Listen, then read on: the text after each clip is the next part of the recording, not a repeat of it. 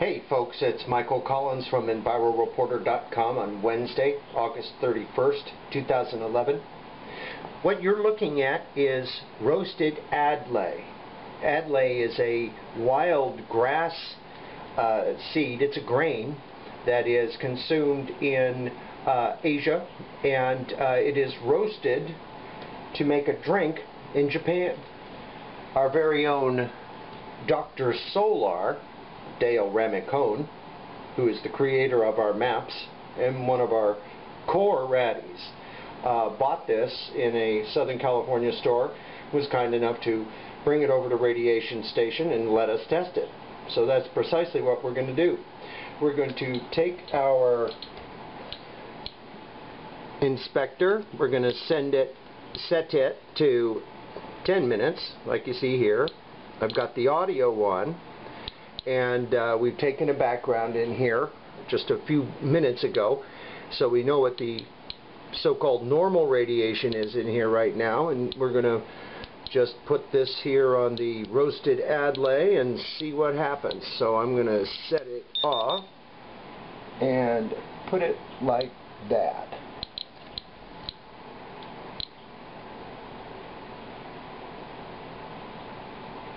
Now, when you watch the inspector, as I'm sure you have on our other videos, you know that radiation doesn't come in a homogeneous stream. It's not like a waterfall that pretty much has a regular flow going up and down, though. It can come in bursts. And what we're doing is taking a 10-minute average of the roasted adlay and then divide it by 10, and we have a counts per minute on the substance itself. If it is higher than background, background being the radiation found in Radiation Station, just like in your home, your office,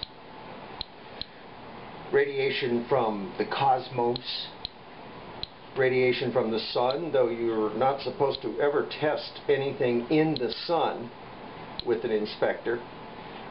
Meaning that if you are outside and you want to test something, you're going to want to put it in the shade. You don't want that direct sunlight on the inspector. But background radiation also comes from the soil, with radium and uranium in the soil. Radium has a byproduct called radon gas. And as many of you know, that's a big problem in basements throughout the United States and Canada. Not so much here in Southern California, where we don't have basements as commonly as through the Midwest and back east. So we have an average we've already taken. We're going to see if this exceeds it. And if it exceeds it by over the margin of error that the inspector has according to its specifications, which is 15% plus or minus, then we have a scientifically valid measurement. Now, of course, the longer you take averages, the more precise you get. When you eyeball something in the field or here, with the inspector, if you are experienced using it, you can get a pretty good idea of a media that might be radioactive. You certainly can get an idea if you should try to take it to the next step and start averaging, but sometimes that's not possible. And so this is what we're doing here. Now, why are we testing Japanese food and drink and things to make drinks with? Well, very simply because Japan exports a whole lot of foodstuffs to the United States.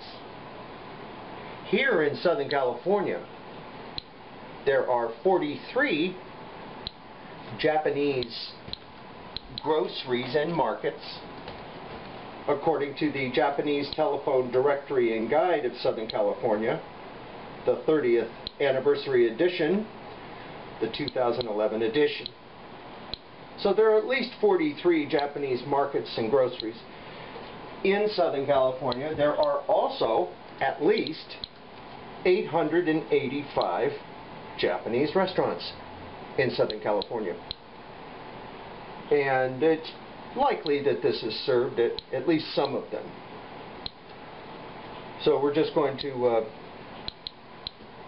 take a 10-minute average and see what it comes to, and if it's over 15% over the background, well, that'll be notable, and you'll know about it. What you're seeing in the readout, and forgive me for repeating myself, but many people will be seeing this video for the first time versus our other videos at EnviroReporter.com. What you're seeing is a readout that totals the ionization events that are impacting the bottom of the inspector, which is circular, has a screen over it, and it has a detecting mechanism in it. The inspector nuclear radiation monitor can detect alpha, beta, gamma, X-ray, so-called nuclear radiation. And so it's more than a Geiger counter. And it's also top of the line and state-of-the-art.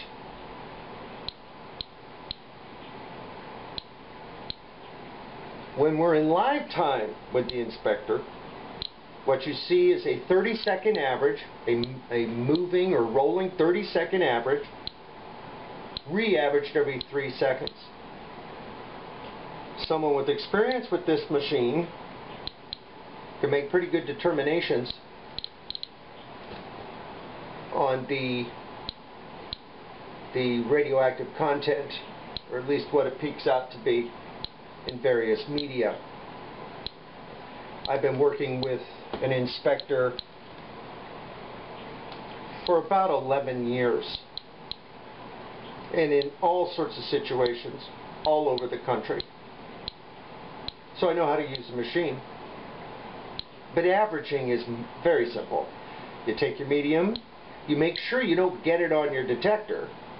So get any goo, I mean any kind of radiation, whatever form, not just some gooey liquid.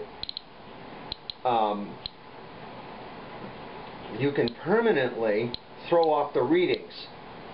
So even though it looked like I put it down onto that Adlay, actually it is lifted off by the case around the inspector, you see. And that case is called the Extreme Boot, and it allows one to operate in the field with just a modicum of protection more for the inspector, because the inspector is a delicate instrument, and you want to be very careful with it. Now, our last average that we took in here with this instrument worked out to be 35.8 counts per minute. We have just exceeded that. Because remember, the total here we divide by 10, so we've exceeded that.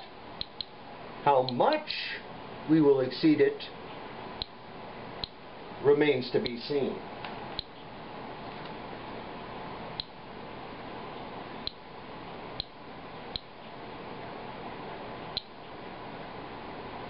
Why is this important? If you don't know why it's important, I don't know why you're watching this videotape. However, I'll tell you why it's important. If you have a substance that you suspect has been contaminated by the 3 ongoing nuclear meltdowns at the Fukushima Daiichi plant in northern Japan on the East Coast, that is a big deal, because the astronomical amounts of goo being spewed into the ocean, going up into the atmosphere, polluting the land in Japan, the Pacific, and across America and Canada and beyond. That kind of radionuclide that comes out of a nuclear reactor or spent fuel rods, that are some of the most dangerous radionuclides in existence. It is definitely not something you want to consume, especially when it's, a drink.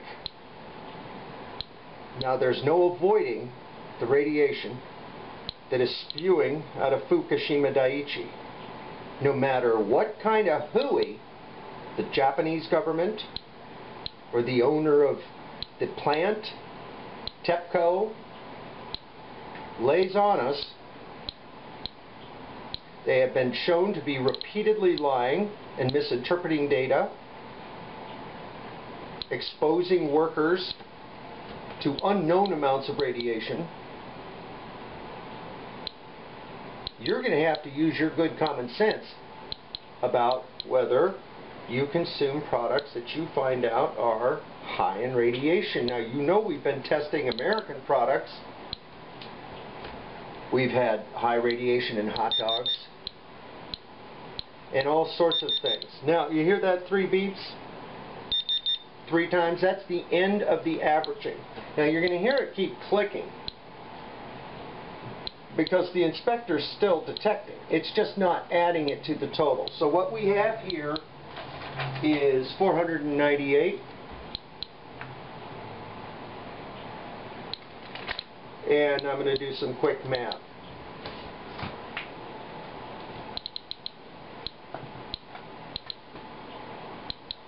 So bear with me and I'll give you the results.